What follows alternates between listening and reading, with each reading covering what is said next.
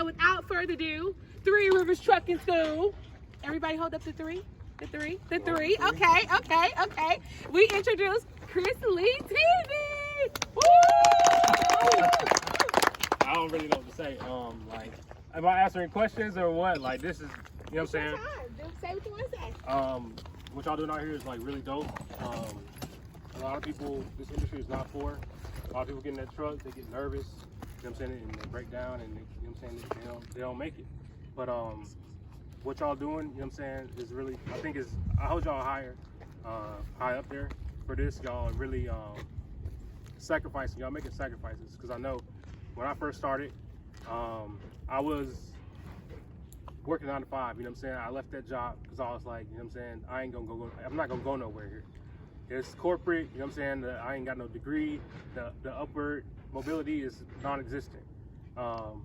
So what I did was, I quit that job. I was like, I'm gonna go do Uber, you know what I'm saying. I always like working for myself. Even when I worked 9 to 5, I had a moving company on the side where I go and you know what I'm saying, I had to wake my homeboys up on the weekend, pull them out of bed, like, hey, come on, we're gonna do a job. But they was always with it. One of the things was, like, it was just me and being the head of the operation. Nobody else wanted to market, nobody else wanted to get more jobs and get more leads. So I was like, I gotta figure it out solo. And I had tried to get my CDL in the past, but some people in my family was like, nah, that's not what it is. Like, that's not a good look for you. And people been saying that. People, like women, they'll be like, you look too good to be a truck driver. And I know that, but you know what I'm saying. But you know what I'm saying. I know it's an industry that you can come out here and make some good money with. You can come out here and you can really change your life. You can change your family life. You can change your trajectory. This CDL is just a stepping stone. I always say that it's a stepping stone to get you on to, because you know what I'm saying. People you're talking to, the people like Michelle, like. This is stuff that y'all can do. Like, people that she have coming into your classroom, owner operators, like freight brokers, dispatchers, this whole supply chain industry and logistics is worldwide. So, right, you know what I'm saying? Like I said, it's a stepping stone to get you to, if you're looking to grow in this industry, you have that option. If you're looking to, I was talking to Michelle about this a second ago, if you're looking to use this money and capital to fund a business or do something like that outside of the truck, you know what I'm saying, you have the opportunity for like unlimited growth, really. You find a good job out here, which is not hard to do, especially with Michelle's help. You get you a good job. You know what I'm saying, start saving your money. If you don't buy my planner, that's fine. But if you do, one thing, take this advice. I say set up an account and send $200 to that account automatically every week. You know what I'm saying, you're making money every week. Say you was making $600, $800 every 2 weeks. You're making that plus every week. Bank account, it hit every week. You know what I'm saying? There's money in my account every week. So if it's $200 missing out, and I was making $800 every 2 weeks, I can miss $200 every week. At the end of the year, you know what I'm saying, I'm looking at almost $10,000, right? Not a whole lot of jobs you can look back and say like, okay, and that's stuff I do like without even looking. I don't like looking at, you know what I'm saying, if I see the money, and my wife see it, it's cool if I see it. If my wife see it, then you know what I'm saying, it might be another thing. But you know what I'm saying. Also, like I try to tell people, having that support, having your support, even if you don't got a wife. You know what I'm saying. People get kind of cold feet when they're leaving a significant other. But you gotta have a good foundation with your people. If it's not your girl, your wife, your mama, you know what I'm saying, whoever you cool with, who you rock with, just like have a good support system, because you're out there and it's real solo vibes, you know what I'm saying? It's like lone wolf, like you're really out there and you ain't in nothing but, you know what I'm saying, that little truck, and you might have some music, you might have, you know what I'm saying, some things you do, but you're really in your head all day, you know what I'm saying? And that could be a chaotic place, it could be a toxic place, or it could be a positive place. It's all about what you're putting in your head and you feeding yourself.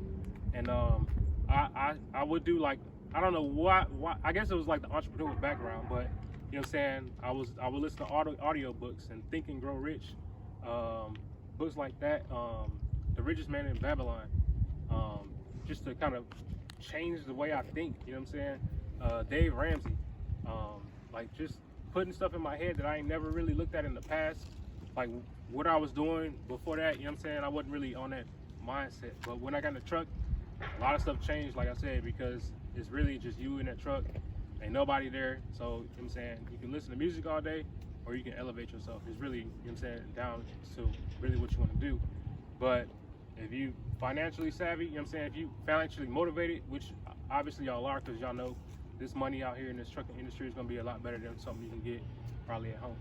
But I would say, you know what I'm saying, just figure out how to position that money so that you won't ever go back to where you started before you had that CDL.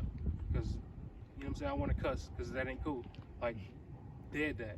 Whatever you was doing before and it wouldn't get you to where you know what I'm saying, trying to go, like, you know what I'm saying, use the CDL to get you even further than that. You know what I'm saying? Put some boundaries between your past life, you know what I'm saying, and the person you're trying to become.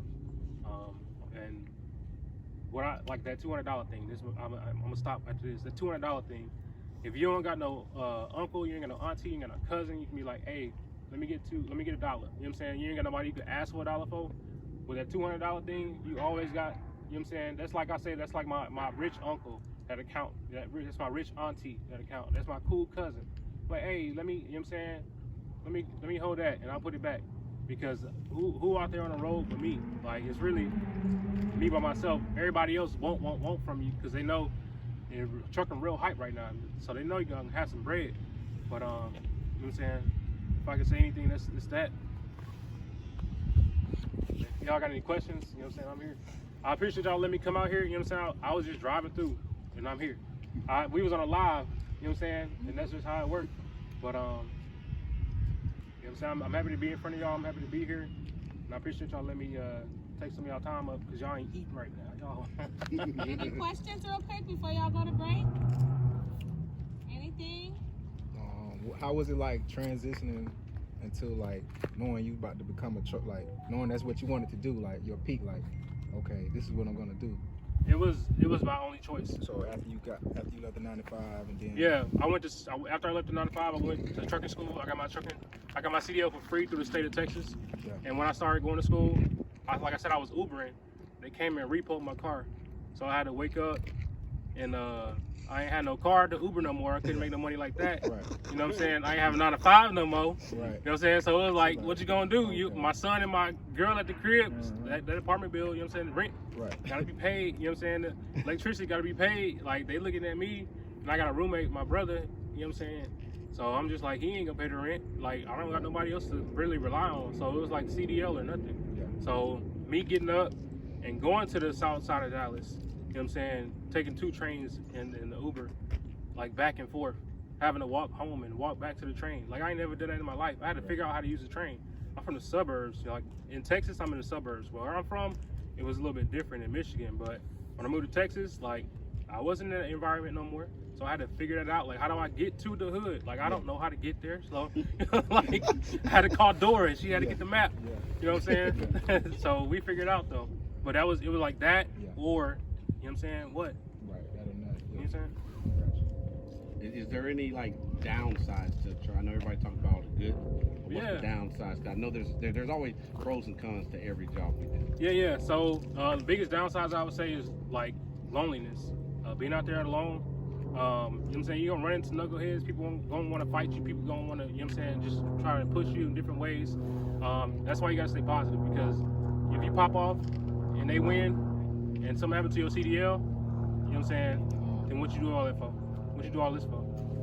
Right? What about like dealing with brokers and stuff? Downsides, dealing with certain when they try to cheap you out of money, things like that. As far as like brokers and stuff like that, I don't really deal with them. I'm not an owner operator. Okay. So I've never had to deal with the broker. Okay. Only dispatchers. Dispatchers, they definitely go, you know what I'm saying?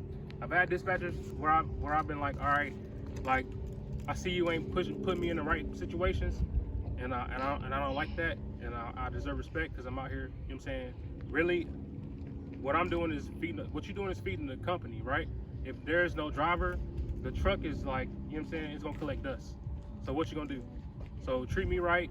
If you're not gonna treat me right, somebody else will. That's why it's such a high turnover rate in the industry, because people be talking sideways, you know what I'm saying? They might get in their feelings a little bit, but at the end of the day, if you got somebody on the other line who can be like, all right, what happened. What we doing out here, you know what I'm saying? What we need to do, what you out here for, right? Anybody else? Anybody else? No? Everybody good? All right, guys. Well, Chris, first of all, we appreciate you coming out here, taking your time out here to come and hang out with us, watching us do some alley dots. For sure. So we really do appreciate that.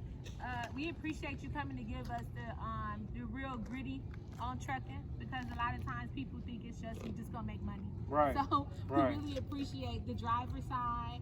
I think from us, they get to see the owner-operator side, the hell that we go through with the drivers. Yeah, and that's all definitely who that you want to stuff. talk to about the owner Yeah, op. and then here we get to see what it's like when you don't even want that responsibility. You just want to just run the company and make a lot of money. Yeah. That you have those options. So it's really great to have you, man, and just be in connection with someone Yeah. as young as you. I Because when I appreciate got it. into the industry, we didn't have nobody like you. And I didn't have anybody either, so that's why like I started talking, because I don't like social media.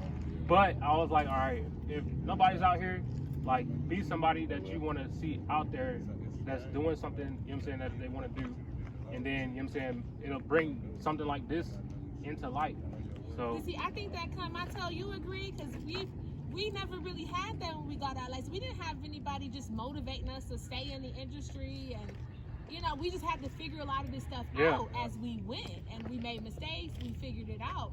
But I think, to be honest, it is the sauce that we bring. Young people bring such this sauce to the industry. You guys make it, you agree, they make it fun again. Mhm. They make you want to do it, because after 10, 15 years of driving, you get bored. And Yeah. now we get to see you guys doing something that it brings that, yeah. it brings that fun and that love back to it. So, Okay. yeah. I think what you guys don't know is you guys being here actually motivates us to get up and do this every day. Like, it's not just about us, making money. It's really simply like you guys motivate us to want people to see this part of the industry, to see it. So we appreciate y'all just as much as y'all appreciate us. So y'all have a good break. You got I'll give you an extra 5 minutes. You got 20 minutes. Okay? Have a good break, guys. Already.